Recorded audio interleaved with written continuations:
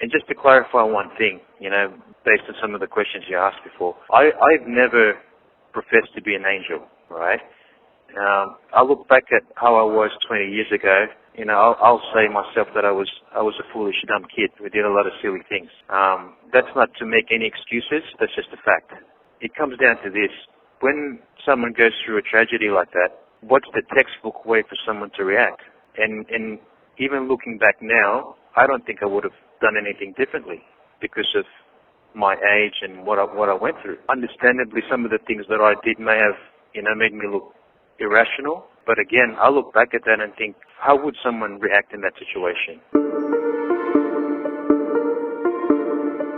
Hello everyone, hope you are all doing well. Welcome to Mysterious Mariam. I am Mariam Hassan and today's video is really an intense one with disturbing graphic details. So viewer discretion for today's video is advised. Also, today's video is a part 2 of Gonzales family case. So if you haven't watched part 1 yet, go and check that out. I will put the link in the description below because part 2 will not make any sense without part 1. Let's dive in. So in the last video, we saw how members of Gonzales family, including the father Teddy Gonzales, the mother Mary and sister Clodine Gonzales, were found murdered in their family house, leaving only one member of the family, Sef Gonzales, alive. Sef frantically told the police that he was with a friend for last 4 hours and came back home to find his family dead. Little did he know that police had witnesses who saw his car parked at the home during the time of the murders. Police also planted an undercover officer around Sef and taped his phone. Sef tried to plant other alibis as well, but those alibis turned out false.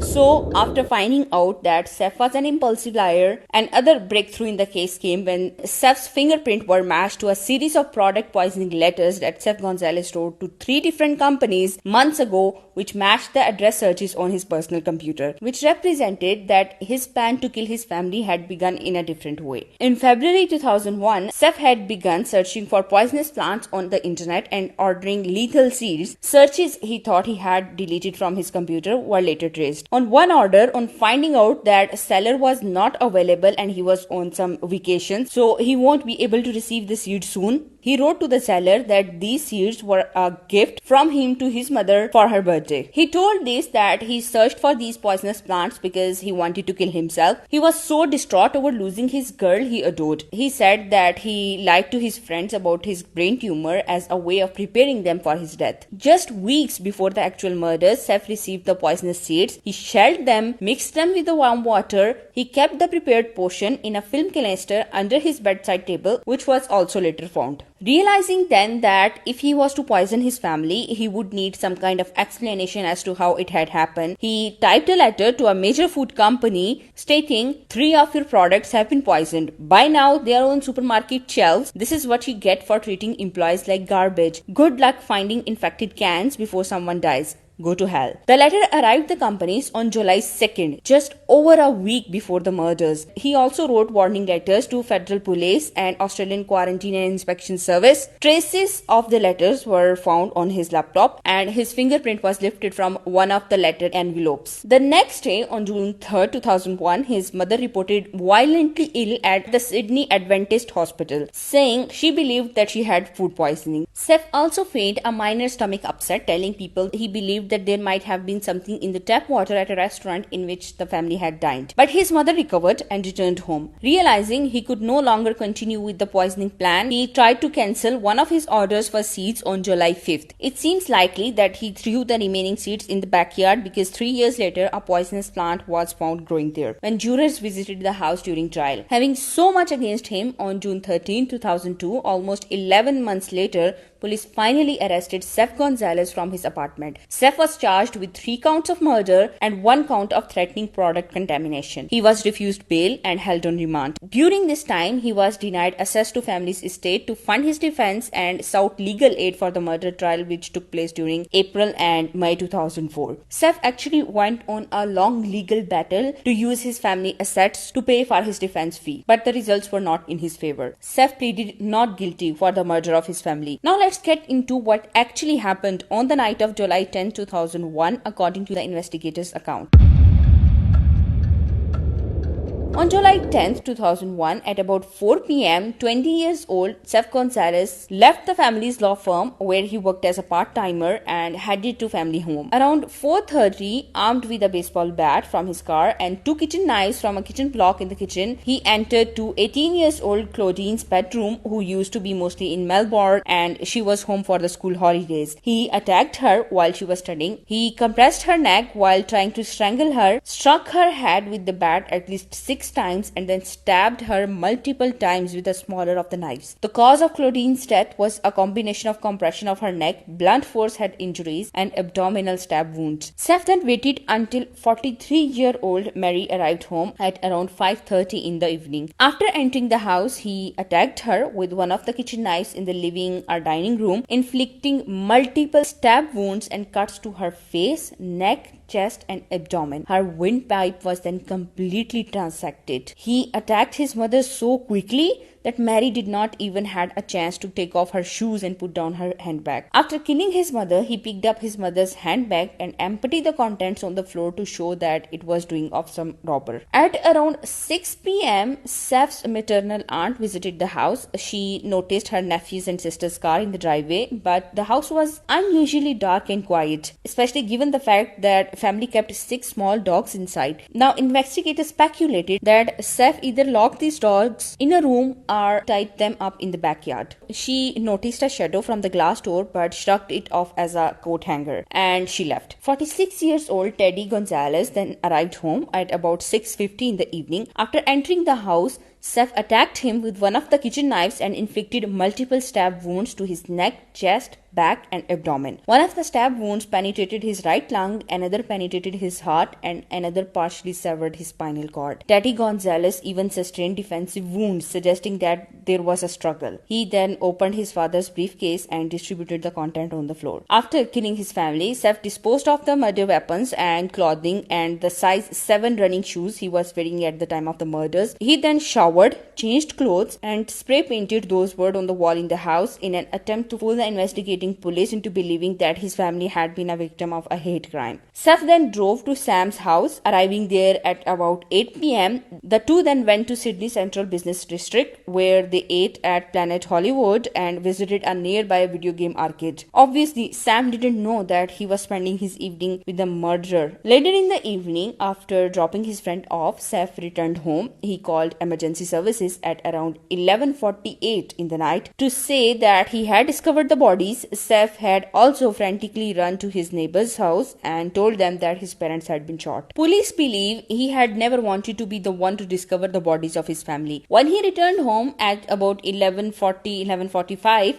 there was no movement and he knew that he would have to begin to act. So he called 000 3 minutes later, wailing, "My family has been killed." Sef never talked about how he felt that night. He had described finding the bodies but seems incapable of the feeling. In the court and at the funeral, despite his crumpling face, no tears came. During points of intense cross-examination, he could not articulate any feeling past panic. When he sat up late in the night telling his friends what he saw that evening, he spoke softly about each thing he saw but never about how he felt. Throughout the trial, Sef maintained his innocence and argued through his lawyer that the evidence against him was circumstantial. But investigators presented an airtight case against him. First of all, his fingerprints that matched a series of product poisoning letters, his internet search history showing his research into poison plants, and a clear motive for the murders. The same paint used to spray the graffiti was found on his sleeve, and a shoebox in his room matched the shoes used in the attack. 2 years later, in May 2004, Sef was found guilty in all the charges and sentenced to 3 life sentences without the possibility of parole. In June 2007, Sef was granted approval to appeal on the grounds that the statements that police took on the night of the murders may be inadmissible because he was not cautioned by saying that anything you say or do can be used against you as an evidence, which cops usually tell. His legal team filed an appeal, but that was dismissed. In 2018 and 19, he also filed an application for a special inquiry into the convictions, but those two were dismissed. He is now serving his terms as a maximum security inmate at Gonzales Malvern Correctional Center in New South Wales. In an interview with crime reporter Amelia Saw, Sef said he had convincing evidences that would prove that he was wrongly convicted. He said the paint on his sleeves was planted and that there was no forensic match between the paint on the wall at his house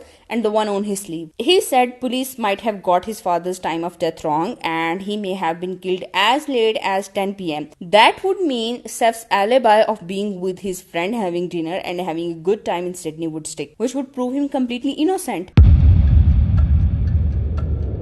So what happened to Gonzales family's house? The Northride house where the murders took place had since been put on the market, arousing controversy in October 2004. When the prospective buyer had not been informed of the events that took place there, they found out about it in a newspaper only when the balance of the sale value was due. After this was publicized, the state government made it illegal to sell a house without disclosing the murders that took place there. The agents were fined and eventually refunded the deposit on their purchase, and the house was resold in November 2005 to a buyer who was aware of the house history for $80,000 less than the initial sale. In July 2001, Sef made an extraordinary bid for freedom to honor his families on the 20th anniversary for their deaths. He said, "I just want to honor my family on the anniversary of their death. For 20 years, the way they died has been incorrectly recorded in the history. I just want to set the record straight." Even though he said this to Amelia Saw during the interview. How are you going to are you going to do something to mark this anniversary?